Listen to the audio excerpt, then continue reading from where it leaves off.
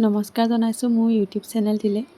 YouTube channel এটা খুলি থোৱা আজি ভালেমান দিনেই হ'ল, ভিডিঅ'হে দিয়া নহয়।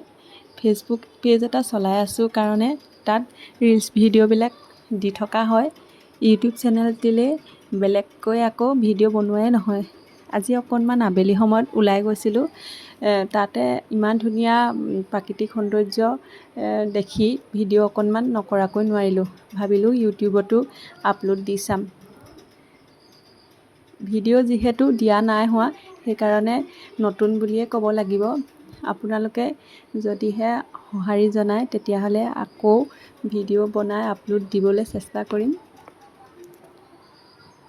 গাঁৱৰে বোৱাৰী যিহেতু ঘৰত ল'ৰা ছোৱালী আৰু মানুহজনৰ দায়িত্ব পালন কৰি বাহিৰলৈ গৈ ভিডিঅ' বনাবলৈ পৰাটো সম্ভৱ নহয়।